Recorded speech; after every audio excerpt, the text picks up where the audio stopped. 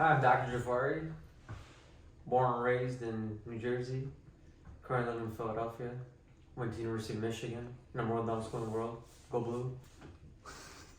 I'm Newaz. I grew up in Ann Arbor, Michigan. I'm now in a little bit of Florida, Vermont, and New York, enjoying a little bit of different landscapes across the eastern seaboard. And seasons. Go blue. Dr. Newaz, what is UARS and symptoms? Yeah, that's a great question.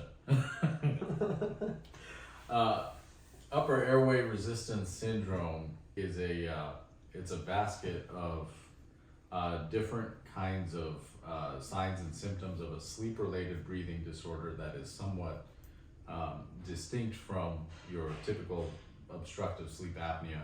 Of course, there's a lot of overlap between a lot of features of a lot of sleep breathing disorders, but upper airway resistance more so is about the flow limitation and respiratory distress that comes from that flow limitation, and it kind of has a unique cohort of symptoms typically, and generally, just to get technical, generally it will be sub-threshold for apnea, but we will see respiratory distress index paradoxically a little bit higher. Dr. Newaz, why FME over MSE?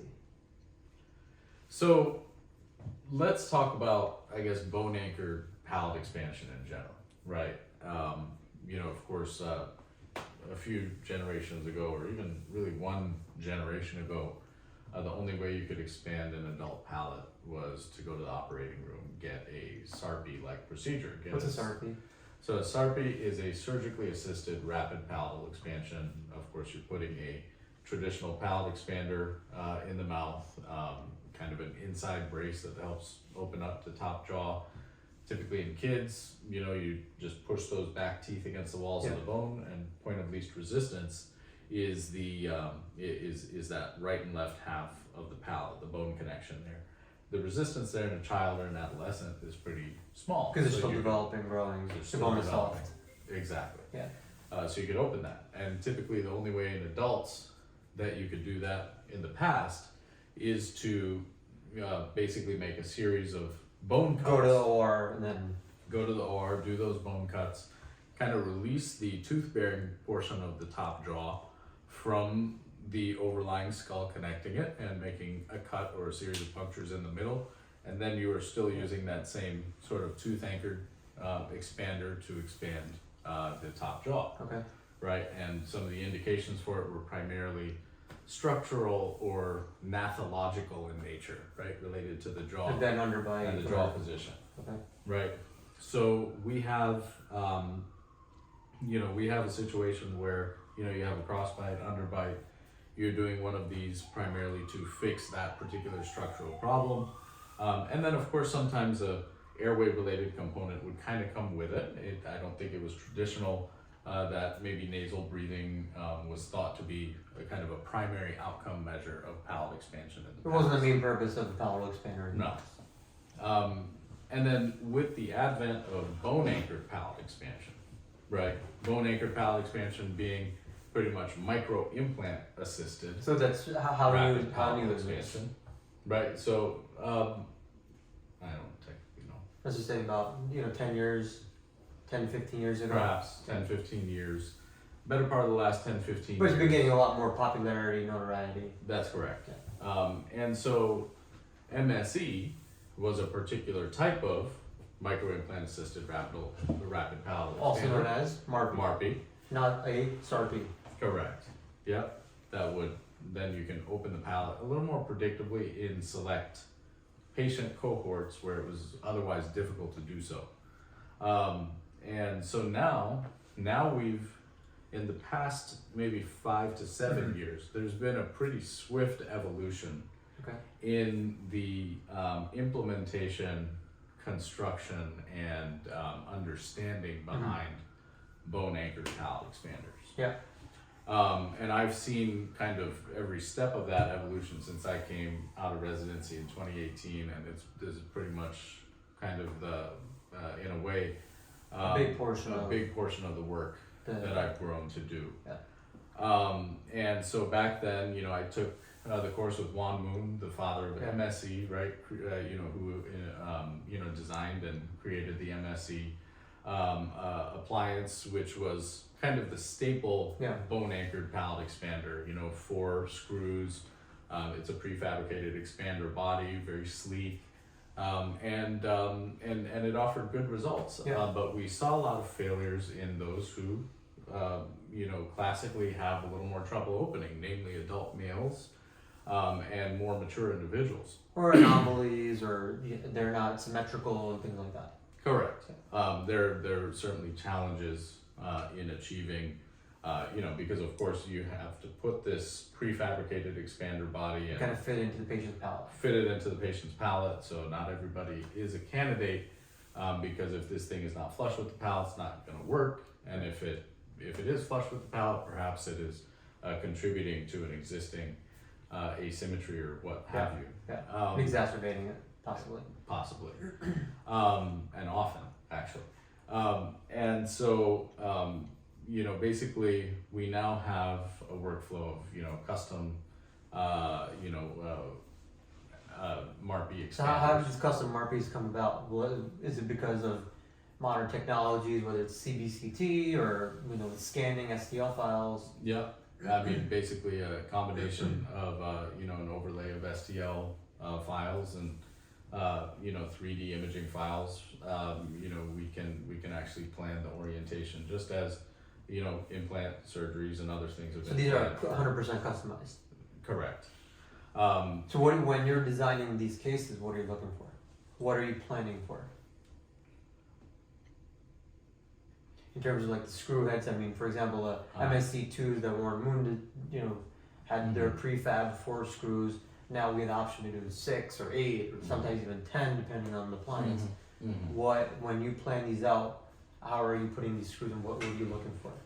Yeah, certainly. I mean, we're looking for a good distribution of bone anchorage. We're looking for good composite bone anchorage, right? You know, one of the things we talk about in implant dentistry is composite torque value for, you know, let's say an arch, right? And the reason that that's an important principle is because the, you know, cross arch stability of something that has a composite torqued in value of a certain amount is, you know, is going to be what's necessary to withstand the forces absorbed by the prosthesis. So likewise, right, we need a good composite bone anchorage to counteract the resistance in the palate for the subject, you know, that we're working on. And so if we have, I probably shouldn't use the word subject, but for the subject palate, right? But for the individual, right? For yes, correct. For the individual. That's what our radiologists do. But just to kind of round this out, right? So yeah, we're looking for a good composite bone anchorage. So the more TADs, the merrier? Not necessarily. You know, of course, we like to use as minimum TADs necessary as thought to be necessary to open up an individual's palate, right? So we have, you know, times when we use 2 TADs. Maybe in younger kids, we have times that we might use 4 TADs, 6 TADs, 8 TADs. I haven't personally gone beyond 8 in a custom design workflow because I haven't really found that to be necessary. And we're looking for a, you know, we're looking for basically the axis along which we're distributing that force load that's going to be, you know, thereby carried by the expander screw and transferred to the palate, right? And so it gets a little technical, but one of the great things that I like about, you know, a custom device is the ability to pretty much orient your screws and the lumens holding your screws however you want, and make them however tall you want, right? And engage bone in some areas where you know bone anchorage is going to be good, but also have forces distributed to areas where you think the expansion in those areas would be good. So you can like maybe counterbalance some asymmetries, or. And that's also another, now, you know, basically the ability to uncouple the expander screw from the orientation of your TADs because you're not predetermined to a certain expander framework has been a valuable tool and will probably continue to be a valuable tool for select individuals. But to kind of get to your original question, you know, we're very excited about FME because it is a very well engineered, sleek expander body that has essentially zero play between the screw and its housing. Correct. Right, by using a locking TAD mechanism. You are, of course, you know, you have to conform to the distribution of TADs that is in the FME. Correct. But as long as you can predictably place that in an individual's palate without having maybe too much air gap on one side compared to the other, which is basically like we don't have asymmetric depths of the palate on one side or the other, even though FME can still tolerate some degree of that. I think it's pretty much it's going to be a matter of, you know, provider discretion to determine who may or may not be a good I candidate. mean, certain patients that have a palatal torus, we can smooth that out. We can have smooth it examples out. of patients that we've done that before too. Absolutely.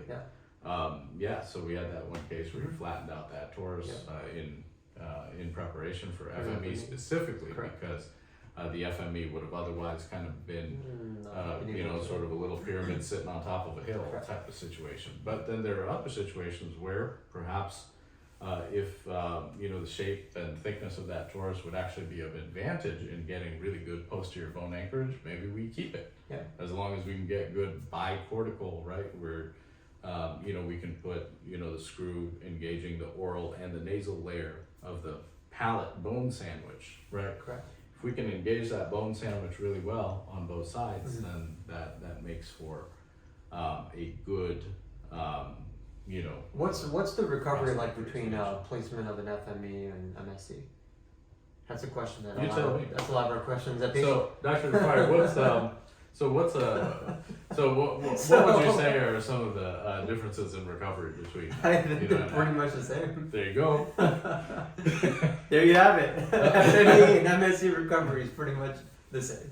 Pretty much the same. Especially for our male patients. You know, for our male patients that get MSE, we usually do corticotomies or the piezo cuts, and so you know it's kind of understood at the FME we're making piezo cut, and so we do have the guide. So the FME, the actual installation and delivery of it is different and more technically challenging. When we're delivering the MSE is basically we cement it onto the teeth, and then the MSE at that point, the lumens and the holes are essentially the guide for the TADs, right? So you're just placing it just like a surgical guide in implantology. With the FME delivery, we have plastic surgical guides essentially that are step by step, and so throughout the process from the initial split, that's the first thing we do. Put a guide that fits right on top of the teeth, make a split with the piezo, then we go into making the punctures for the TADs, and then after that we use a body that allows the whole apparatus to be seated, and we screw that in. And so there's different components to that. It's definitely a lot more, I'd say, technically challenging. I'd say for us it's probably beneficial that we are implantologists too, that we place implants, and so for us it's kind of easier to troubleshoot if there's anything going wrong. So you know, Dr. Newaz, I think that we're both on the same page that we prefer to not extract teeth when it's most likely almost all the time we try not to extract teeth. Now obviously there's dental situations where let's say a tooth is decayed or it's you know, a tooth has an infection, but generally speaking we try to not extract for orthodontic purposes. We definitely try to keep wisdom teeth.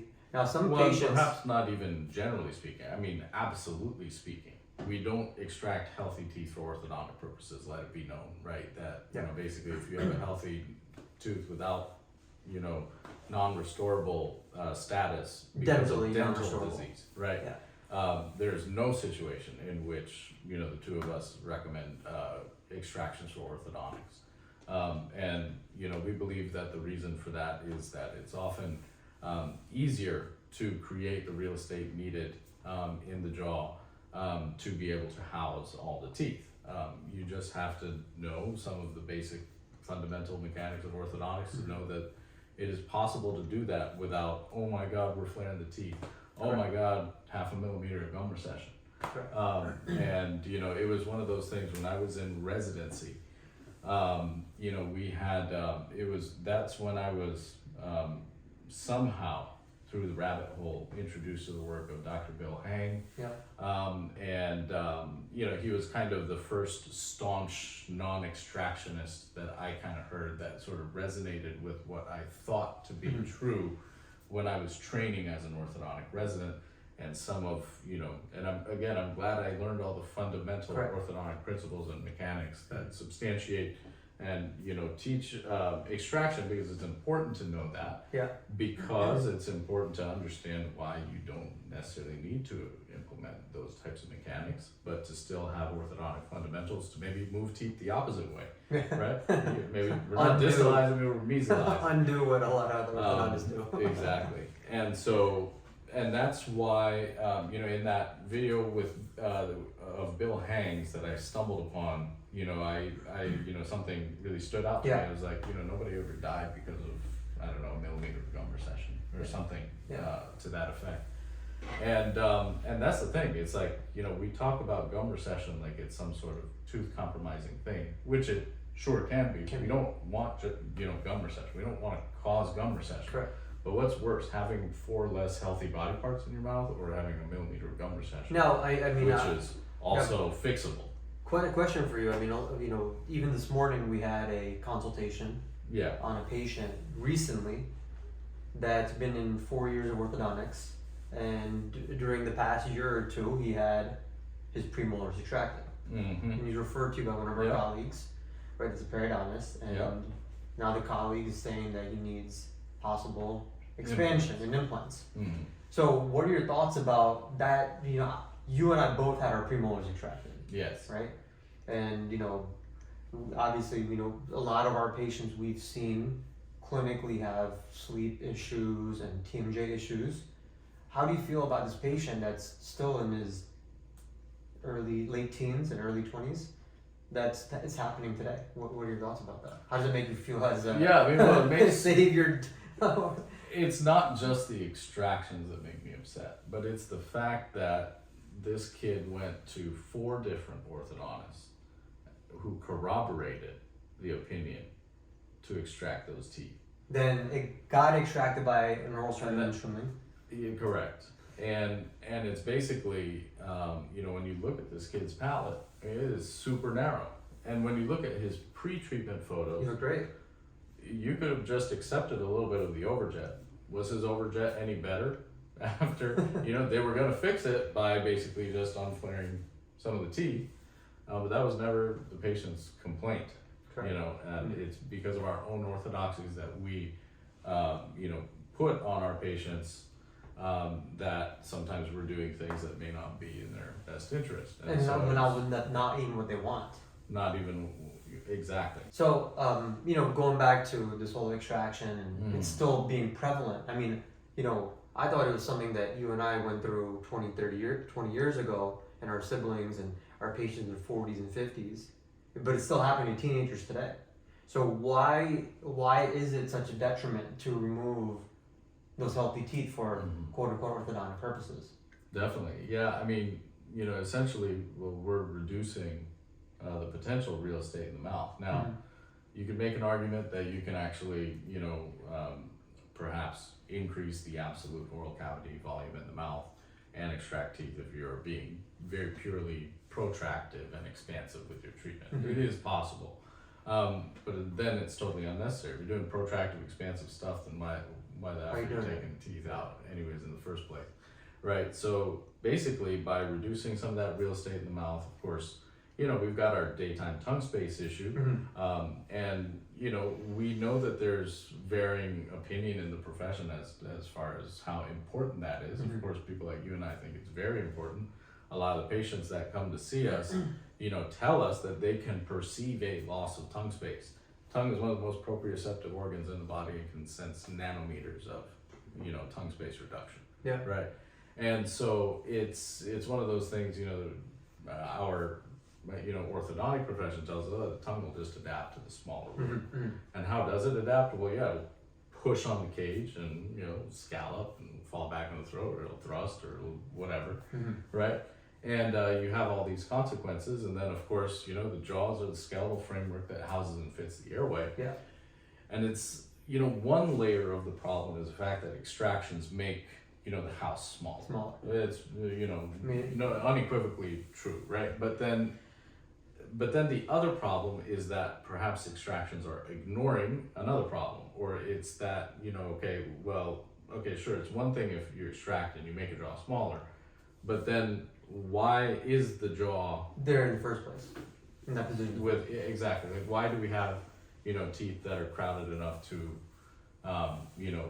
justify? And I think, just to piggyback off of that, I see a lot of patients that have diastemas, and those diastemas are closed relatively easily with braces or Invisalign. I mean, if you've watched the former Smile Direct Club ads, they had a lot of patients that had diastemas and literally closed. And what happens to diastemas? A lot of times they relapse. Now, why do they relapse?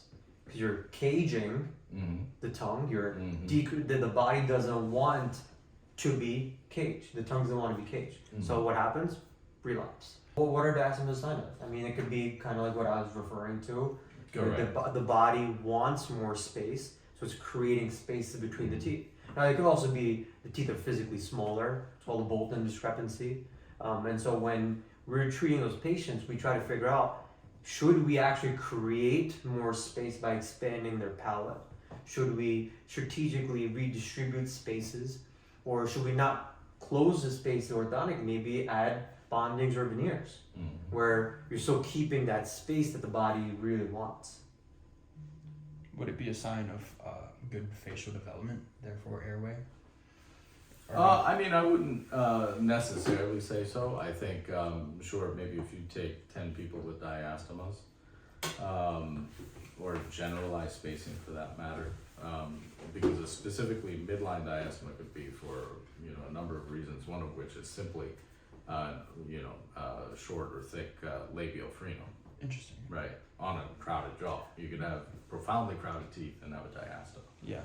But if you have generalized spacing or a diastema that happens to be because of, adequate space, then of course, you take, most people with, that type of diastema will have a better chance of having adequate tongue space, or the tongue is what basically helped shape the jaw to be able to have space in between the teeth.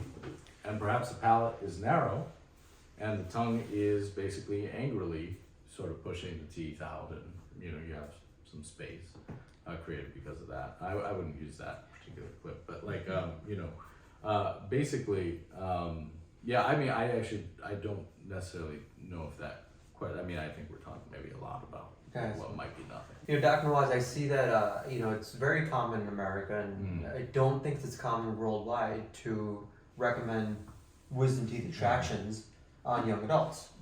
I've seen circumstances where I've had foreign patients from Europe come in and they've had third molar pain, and they were refused to have them extracted because they weren't infected. They were close to the nerve, I guess, but there wasn't a medical reason, technically, I guess. Pain is not necessarily a reason, right? And so in America, we very, very willfully extract and third molars or wisdom teeth. Correct. And now, what is your long-term thought on its effect of that individual?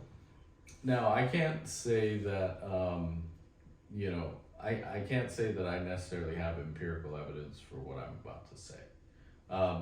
But I've seen enough patients, anecdotally, who have, of course, when you're focused in this sort of TMJ, airway orthos kind of realm, right?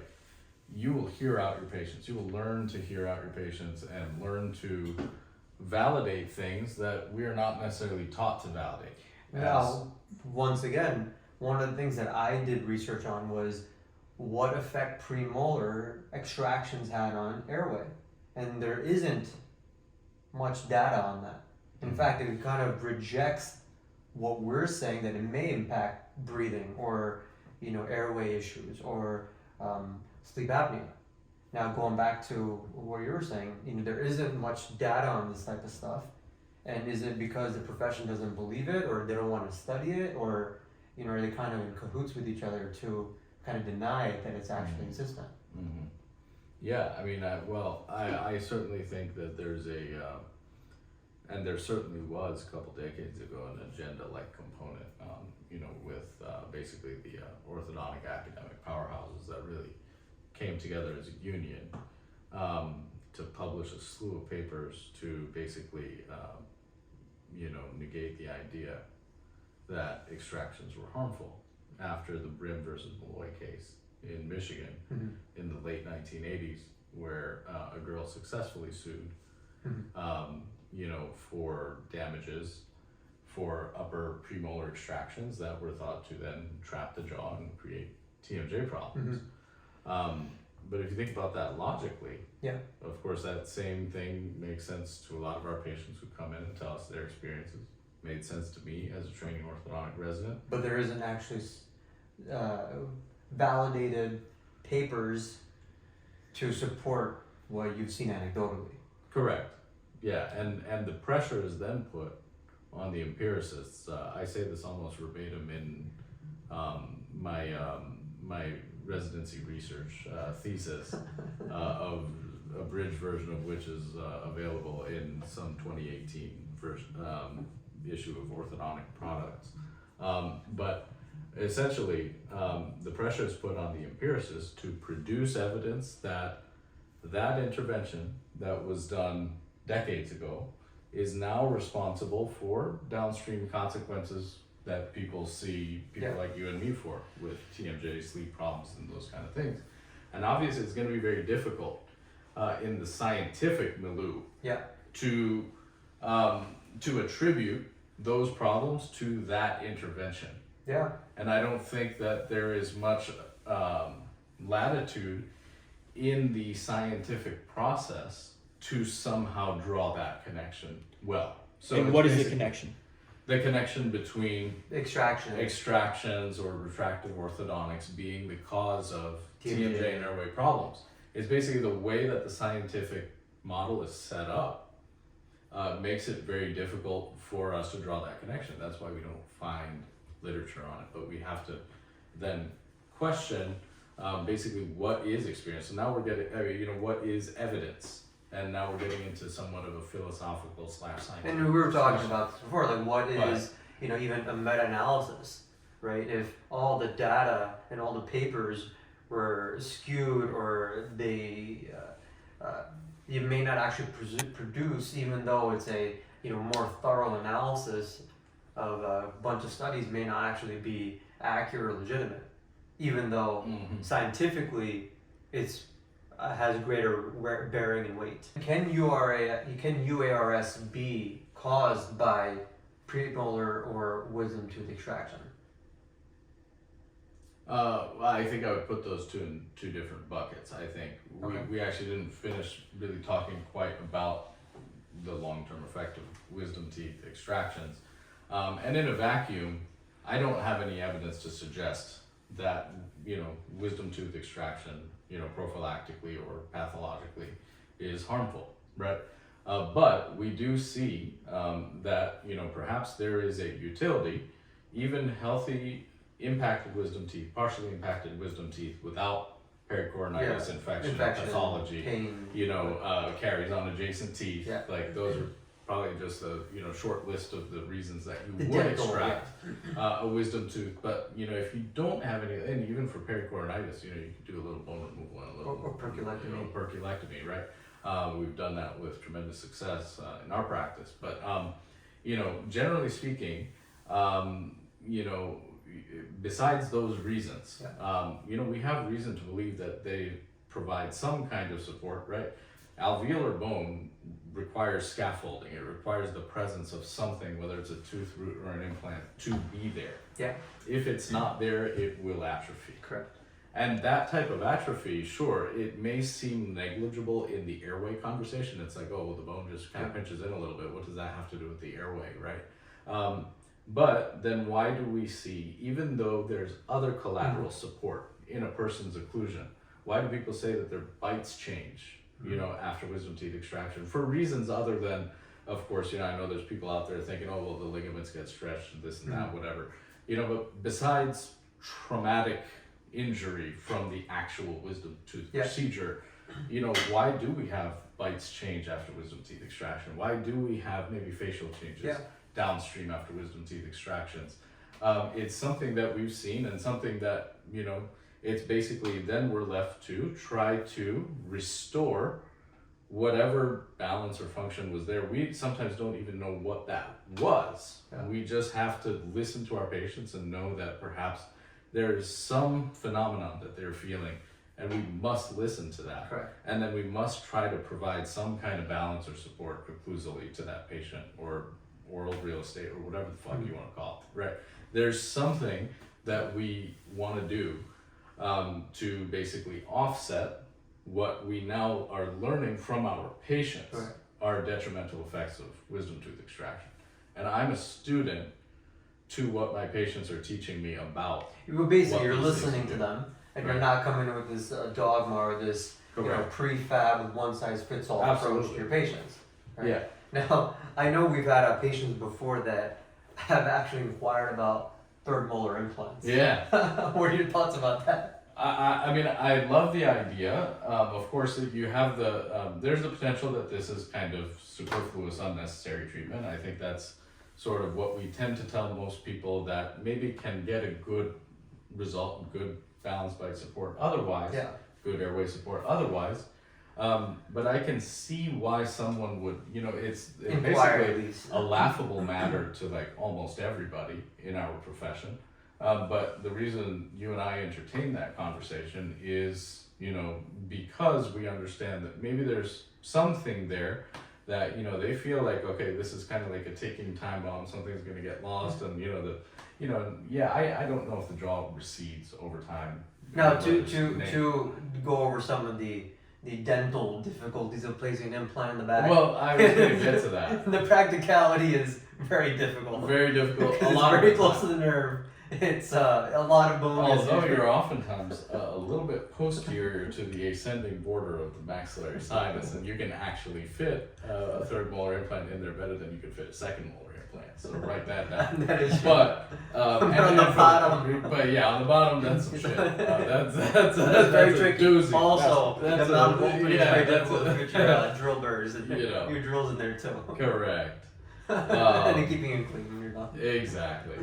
Now, what's some of the reasons why dentally, even a lot of general dentists and they're very difficult to keep clean.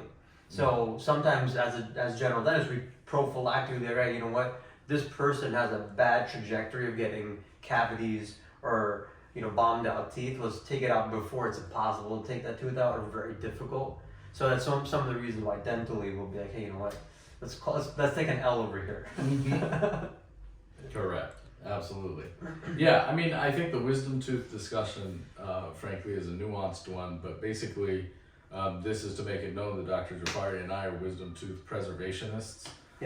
Imperfect wisdom teeth have a place in our lives as well. Okay, we don't need wisdom teeth to be perfectly upright and erupted and fully, totally cleansable, because some percentage of that has worked well for people outside of the American dental culture of extracting wisdom teeth on all pretty much peri-adolescent people. And it's a shame that our, you know, sort of dental system has kind of, you know, made this so common practice. What are your thoughts about, you know, some of our patients that have had premolar extractions? They ask us to, with the MSE or FME, bring so much expansion to add, you know, replace that premolar. What are your thoughts about that?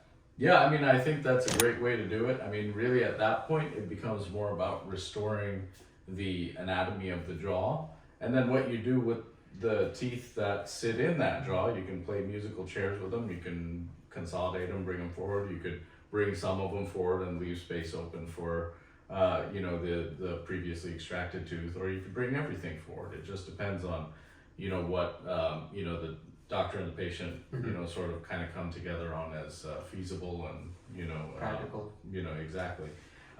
You know, so I think it's okay to not open space for, missing premolars in an expansion case, even if that basically expansion is bring pretty the profound. teeth forward. Yeah. But sometimes it's actually orthodontically more safe to open space for Instead wisdom of teeth, bringing especially everything. exactly. After expanding on the upper specifically. Of course, if there are more exotic procedures done to expand similarly on the bottom, then in those cases it could be easy to also replace missing teeth on the bottom. But of course, most of the time we need a bit of assistance to do that on the lower. It's very difficult in a vacuum to create full space for a missing premolar on the bottom without something assistive, whether it's your surgically facilitated orthodontics, where we are augmenting the ridge to house more teeth and be more aggressive with our movement, or some kind of skeletal expansion or surgical procedure on the lower, create more real estate. And all of these procedures collectively, all we're trying to do is basically reduce the flow limitation and improve the airway, right? What are the anatomic contributory factors to flow limitation? Upper airway resistance syndrome is all about flow limitation, almost all of which is anatomic in nature, right?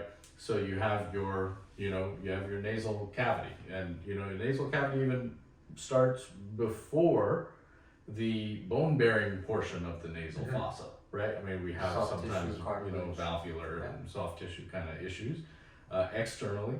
Then you get into deeper parts of the nose, and that's where, of course, you have your interplay between roof of the mouth, floor of the nose, and then you have intranasal anatomy, your septum, your turbinates, your, Now a lot of some, we've seen a lot of CBCTs, right? With before and after of our patients. What are your thoughts about possibly? What was that? Oh, go ahead. What are your thoughts about possibly not needing nose or septoplasty or turbinate reduction through a utilization of MSE or FME? Because I know that there's a lot of controversy on the talk spaces about what kind of effect the palatal expander has on the floor of the nose. Because we always say that the floor of the nose is the roof of the mouth. So what are your thoughts about that? Well, that particular question is a thesis. But just to kind of complete the chain earlier, right? You've got your deeper parts of the nose. Then, of course, you've got your upper pharyngeal area, nasopharynx. Then you've got your oropharynx, and then you've got hypopharynx and lungs, right? I mean, anywhere along that chain, you can have some kinds of resistance, right? Yeah. Of course, the structures more in our domain are kind of oropharynx up, right? Oropharynx up. Of course, so we've got nose, we've got nostrils, we've got intranasal anatomy, we've got tongue space in the mouth, we've got soft palate, we've got the way that the soft palate, deflects because of how much space the tongue has in the mouth to deflect it up and back into the back corner of the airway. We have tonsils, we have adenoids, and we have the tongue base and epiglottis, and that's, usually about the range where we could have some influence. So how do you gain influence for an airway positive purpose in that chain, right? You can expand the palate, you can do septoplasty turbinate reduction, you can take out tonsils and adenoids, you can make the mouth bigger for the tongue, and you could do other genioplasty types of things. Yeah, you can literally pull that, tongue attachment from the genial tubercles and literally pull it up and out of the throat. And of course you can move the jaws forward, like jaw surgery, right? And so just in a nutshell, those are the different ways that structural modification in our domain can help combat anatomical upper airway. I mean, I guess my way to spin that is when I talk to patients. We talk about obstructive sleep apnea. There's an obstruction causing apnea, which affects sleep. Right, so if we figure out where that obstruction is, for the most part, and you solve that, you can potentially solve a big portion, if not all of it, let's say, for that patient. Absolutely. I think, basically being able to take away, and of course this requires ENT support and surgery possibly, and it's a multidisciplinary approach. It's not just Exactly. what we do over here. And this is a community reminder that even Or just all surgeons. this structural medical dental stuff is not really the only way to combat or improve sleep related breathing metrics. I think that you've got, structure, you've got function of the muscles, you've got behavior of how we train ourselves to breathe and posture ourselves, we've got systemic and health kinds of issues, Diet, connective tissue disorders, autoimmune stuff, this, that, whatever. And then we've got, molecular stuff, right? And a lot of research and, I think probably 22nd century medicine is going to be individualizing, optimizing people's, function as it, relates to how the cells function, how we process, nutrients and minerals and macronutrients and this and that, whatever. And I think that there's a lot there that's actually untapped. And then I think going piggybacking off of that, we went to the Sleep Disruptors conference Yes. in Mountain View. in the Bay Area, and some of the speakers were talking about AI Yep. in medicine and how we're starting to customize treatments Mm-hmm. for individual patients. Mm-hmm. So for example, one treatment that may work for you may not work for me, Mhm. things like that. Correct. One food may impact you different than me, things like that. Correct. And so with the evolution of AI and customization of health, I think that Mhm. that's going to be the next frontier. Absolutely. I mean, I remember even when I was a dental student at the University of Michigan, probably it may have been after you had graduated. He's Dr. Jaffari is one of my inspirations to have gone into dentistry in the first place. I was just this college kid, sophomore in college, being like, okay, well, I'm going to go to the Pre-Dental Association meeting today. And then I see this guy, standing up there with, his, goatee and blazer, talking about how to apply to dental school and talking about how he did basically a rap for his personal statement for dental school. And I was like, oh, let's take some balls, But, of course, they saw something in this kid. And I said, I'm a little off brand myself. Maybe I should try this. And now we're here 20 years later. Yeah, buddy. 20 years later, almost. Exactly. So I've always looked up to you as a big brother and a mentor in dentistry and just in life, and I mean that's a side note. But when I was a dental student, I remember that one of the keynote speeches at Rackham was about personalized medicine. And I remember thinking about that and being like, okay, there's this kind of emerging frontier. That was, of course, back around 2010. Like I was in dental school 2009 to 2013. And so sometime around then, of course, that's a good, 15 years ago almost, yeah. right? And, now we're really kind of starting to see some of this evolve real time, especially with some of the, I guess, all the catalyzing kind of energy from AI and this and that, and understanding health metrics these days. It's kind of easy to measure certain biomarkers. I mean, there's a lot of new data coming out that periodontal disease may be causing cancers and dementia, and we can actually test the saliva and the bacteria in the mouth, and then try to find out how to improve that patient's health individually. Absolutely. Yep. And that's I think that would be just as kind of like a new layer of analysis for our patients. I think that's something that we're certainly interesed in. So if you're interested, let us know. We'll embark on that journey with you. It's kind of like the dental 23andMe, so your oral bacteria tells you about you and your. This is actually serious stuff, because it's a lot of research coming out. I think some of the new novel stuff is saying that periodontal disease, because of P. gingivalis, I believe. Yeah. It may cause dementia. May cause certain type of I think it was colorectal cancer, possibly. Yeah. Let's go back to the CVCT and MSE, and We'll wrap up. How about that? I guess the last questions I have: the benefits of better airway. Could retractive elastics with extractions affect the airway? And if you have UARS, what steps should you take to kind of get to an expander? I think there's a lot of individuals out there who can somewhat perceptively know that they have some sort of flow limitation in their airway. They may not know what to attribute it to. They just may know that there's, you know, of course, some. They can breathe out of one nostril over the other. Exactly. Or Right. they have heavy breathing when they're sleeping, or their family Correct. members have told them that they're snoring or something like that. Exactly. And you Or know, if they're running, they're out of breath. Yep. And we have some of these issues, you know, yeah, chronic fatigue and you know that kind of thing.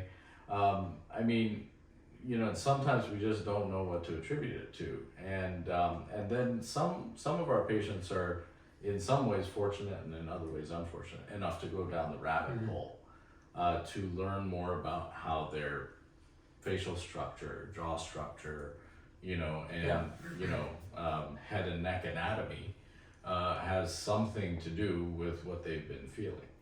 And so, you know, as somebody with an upper airway resistance problem, or if somebody suffers from one of the kind of hallmark signs and symptoms of upper airway resistance syndrome, then I think a good sort of first step is to, you know, check in with a airway focused, you know, dentist or orthodontist, right, who may be able to offer some insight or play a quarterback role of sorts. And of course we've of course grown in our ability to do that for our patients and our respective What are your thoughts about an spheres. ENT in this? Do you think that they would look at the jaw structures or those types of things? I know a lot of ENTs would kind of focus on the soft tissue. Correct. Well, you know, and I think these days I'm seeing a bit more ENTs kind of, you know, seeing that, hey, you know, that there's maybe something your dentist or your orthodontist can do for you, or for the jaw surgery. Yeah, definitely the University of Pennsylvania ENTs are. Oh, absolutely. Yeah, they're among the more progressive Yeah, so. in the land for sure. You know, so yeah, we have, you know, of course we have teams of different, you know, people now, and you know, there are things that we can do that the ENTs can't do. There are things that ENTs can do that we can't do. Absolutely. And of course, it's not just us and ENTs. But that's beyond the scope of this conversation. It's basically that, you know, I think if somebody feels that they've got some of the signs and symptoms of upper airway resistance syndrome, you know, you wanna go somewhere where somebody can kind of quarterback you through the different places that you can go. Of course, you know, I've basically dedicated my career to being such a quarterback, and you know, I'm basically trying to, you know, really intimately help patients navigate their way through these issues for which there aren't really very clear empirical guidance or answers, or they're not maybe getting the answers they need from their dentist, their physician, their ENT physician, you know, their orthodontist, whatever. And so a lot of those people land in our chair, and then we can kind of start to connect some dots. And, you know, just, I mean, this is kind of just a point of, you know, I have to remind myself to be a bit humble sometimes, because even as enlightened as we're trying to be, you know, this act of connecting the dots, I mean, we're just scratching the surface here. And we have to always feel that we're just scratching the surface, because we're seeing a lot of very intricate sort of interconnections between things, and of course the field we're learning from our patients. I can give you a prime example of this. I had a patient last week that came in, and he was diagnosed with narcolepsy, and he was given medication to stay awake, and he's been diagnosed for years. So he got his sleep study, and nothing came up, and they had no solution for him because he had no sleep apnea, healthy, 40, 30, upper 30s, lower 40s male, no issues, wasn't overweight, and finally, I guess about a couple months ago, he's having heart issues. They realized he had a leaky valve, and so once he went through open heart surgery to replace 2 valves, literally after his surgery, he never took narcolepsy medication again. And so as enlightened as we're trying to be, we may not have the solution. We never picked up on that. We never picked up on that. And so it's important that we are humble, and in our profession is still humble, that we don't have all the solutions. We need to work with our counterparts, 100%. And sometimes we need to think even more outside of the box and listen to our patients. Correct. That's very, very important. Yeah, this big box we live in has, you know, there's a box outside Yeah, of that's that. even bigger. Yeah. Yeah. And, And so, I think that going back to why we're even doing this is that Yeah. it's not about orthodontics. correct. It's about our patients' well-being and Correct. overall health, right? And we're just a drop in the bucket in that Correct. whole equation. We're just hopefully a beneficial pit stop that they made Absolutely. in trying to combat these issues, for which we don't always have all the answers. Correct. I mean, this is me telling the world, you know, I don't always have all the answers, but I'm gonna try everything in my 100%. power to get it.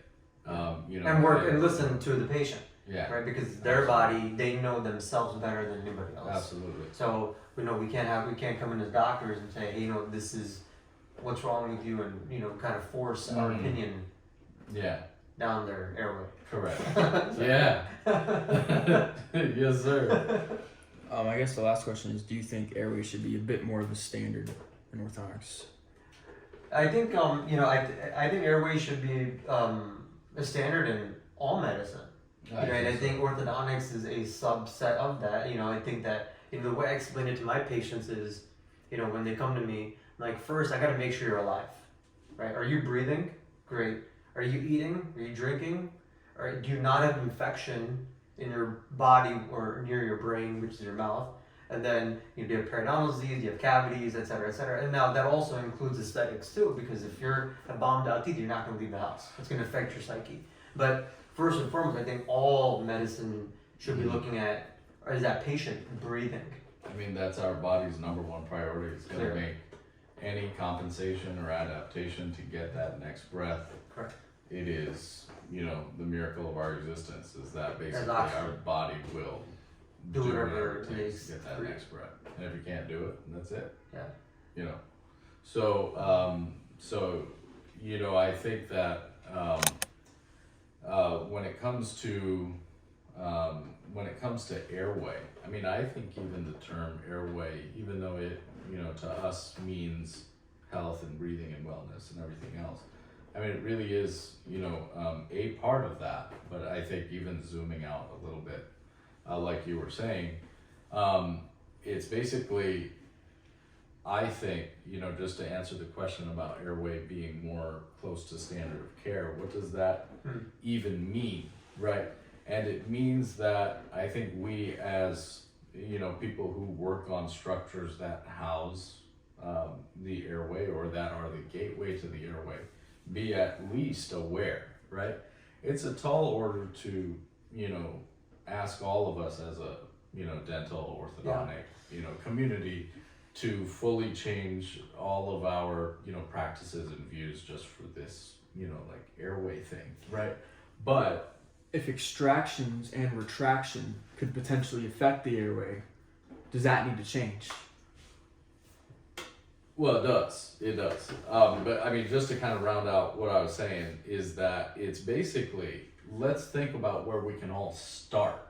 Yeah. And we can all start with recognizing Identifying. that there is something that we might be able to do. Even if we don't have the tools to do something about it, we can at least have the tools to recognize, you know, some of the signs and symptoms, screen for it, Correct. right? Like there's layers. We can kind of go through this at on another video, but you know, you've got like screening and identification, and then you've got, you know, kind of some Malin-Patty, Friedman, classifications. all kinds of, you know, So, like, classifications, when diagnostic tools. You know, something, you know, when I do my exams, I ask the patient, do you breathe through your mouth or your nose?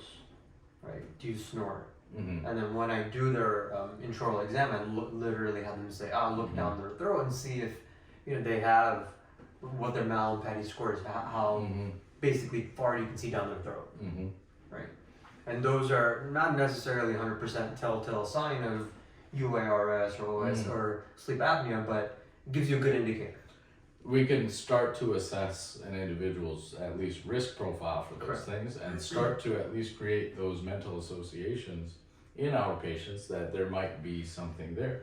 And then even if that is the spark that prompts them to investigate, even on a low level, something, then we've done our patients a service. And then of course, you know, those of us who have been in this space for quite some time, of course, we're really trying to kind of hold their hand and walk them through their whole health equation.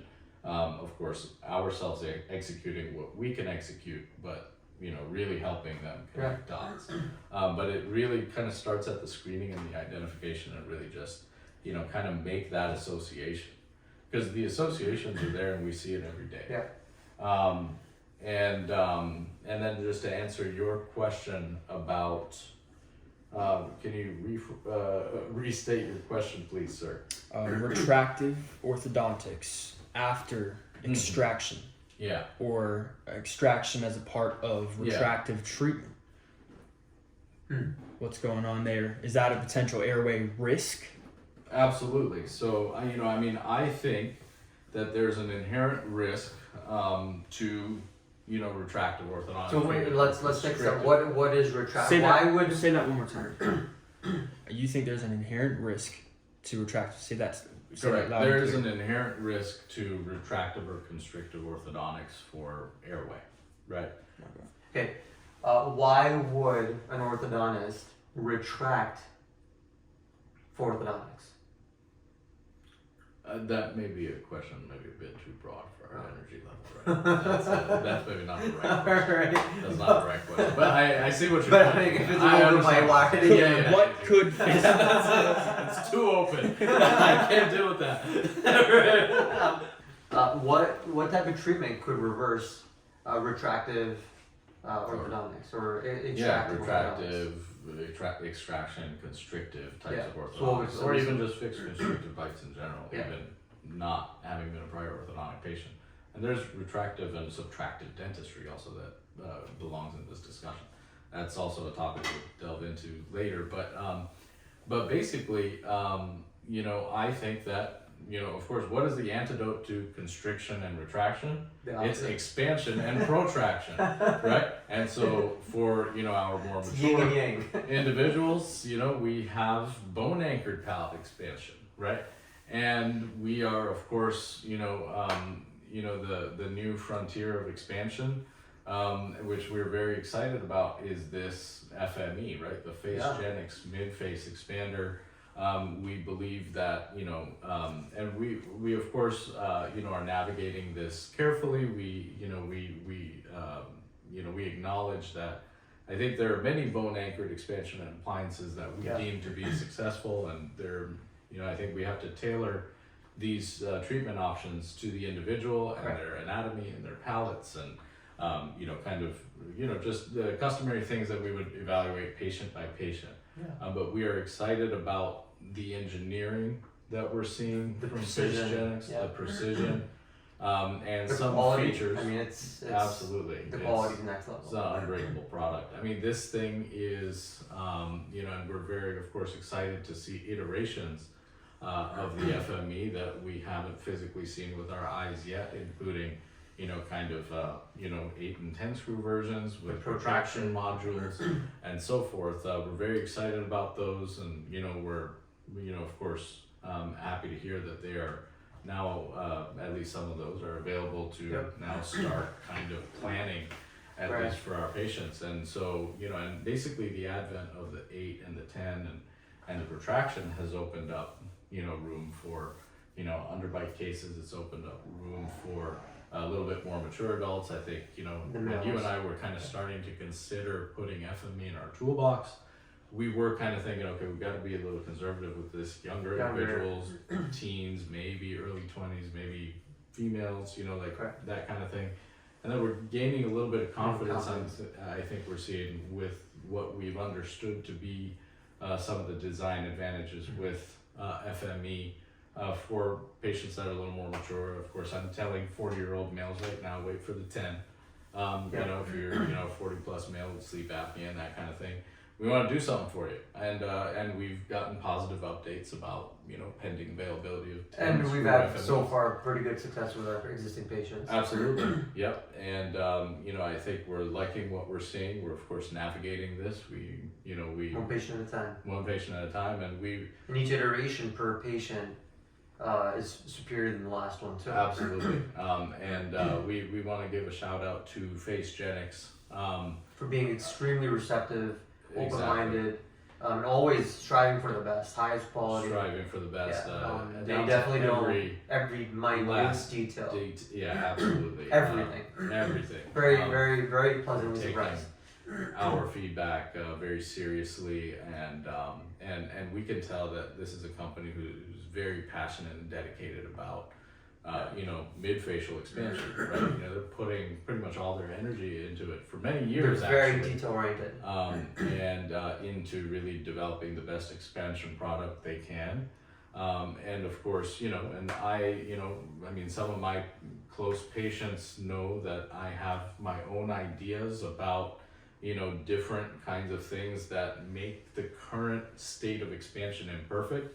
I think that FaceGenix has nailed some of those things, and I think, of course, as we see this field evolve, Yes. we hope that the Newaz Jaffari kind of contribution to the field will be at least something. If we can make expansion a more predictable science, a safer science, expansion is not without its consequences. And, I know that we have patients out there who appreciate that we talk to them candidly about, the risks and pitfalls of expansion Absolutely. as it exists today, because it is really by no means a perfect science. And, but that's why we're here. We're trying to learn everything we can about it. We feel like FaceGenix is a great partner Absolutely. in improving our understanding. So this is, major shout out to FaceGenix and It's evolutionary.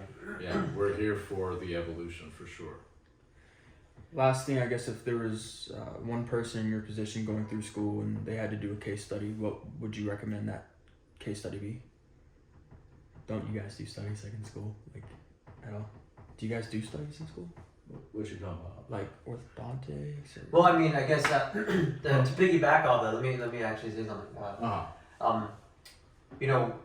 As we're in our offices, we see a lot of patients, and we want to bring more of a science literature type of background to some of our patients, and see what kind of effects would they have scientifically. So if you know anybody that's interested in helping us garner a good study to work with our patients and come up with a good scientific methodology to test some of our what we see anecdotally and through our experiences, we'd love for that. And I think that kind of puts a little bit more validity behind what as orthodontists and dentists we've been saying for years. Absolutely. So I guess what more studies would you like to see? Yeah, I mean, Last question. Yeah, I mean, and again, this has the potential, because it's open-ended, to be a bit, long-winded, but I'm going to keep it precise. I think that there are specific things about adult bone-anchored expansion that are known to be risks and complications. I think more research is required in those areas, and to really better characterize. I mean, we start to get a little bit nervous as providers of a treatment when we start hearing about things like vision changes and craniocervical instability and those kind of things. And I think that some of the patients sometimes take a lot of liberty because it is their bodies, but they don't understand sometimes that there are some limitations to the amount of expansion too. Of course. Right. And so I think that there has to be a balance between the amount of expansion that we're trying to achieve and of course the benefit as well. Absolutely. And and I mean, even my own sort of protocol for I guess turning, supervision, all of that, I mean, I'm kind of considering it a growing, evolving science. But even, it's something that, I mean, even with a modest or slower term protocol, sometimes we still see complications. So it's also not just speed, it's not just those things. So basically, my sort of request as a provider to the scientific community is basically, and I think where, hopefully, I mean, I would love to be a collaborator in such a thing. This is also an open invitation to any academicians out there who are interested in a private practice where we have a very good cohort of expansion cases, and good imaging, and of course a combination of expertise between the three of us with our credentials, two of us with our credentials. Well, whoever we Well, yeah, we got the radiologist, we got the orthodontist, we got the implantologist, we got the general dentist, we got the cosmetic dentist. We do, right? We got B behind the camera here. He's a well-known individual. B, introduce yourself, man. Phenomenal guys right here. Amazing. Get FME. I think that's yeah. good. I think we can wrap it up. I think so, but I mean, basically, yeah, more research is needed. I think about the risks of expansion and about things like patterns of expansion. I think there are things that we say every day to our patients who are on the talk spaces, who are trying to dissect the information they learn from the talk spaces. And it would be great if we could just point to a paper or two. I think one of the things that we do plan on pipeline down the road is, I know that in the talk spaces a lot of the patients go down their own rabbit holes looking for data and information. We do plan at some point having a very strategic methodology to train and to inform our patients on what to look for, what signs, symptoms, and have an educational component before they go down these rabbit holes and start searching and looking for solutions. And it's easy to get stuck on a point of the talk spaces or finding one data set and then running with it. So Dr. Newaz and I do plan on coming up with something where it's in an organized manner for our patients to get educated, so that they can make an informed decision for what's best for their lives and their own health. Please follow and subscribe to Team Dental. Follow us on Instagram, Facebook, and YouTube. If you have any questions, please reach out to us, and we're looking forward to your comments and interaction. Expansion. Yeah, buddy. Yeah, yes, buddy. sir. Yes, sir.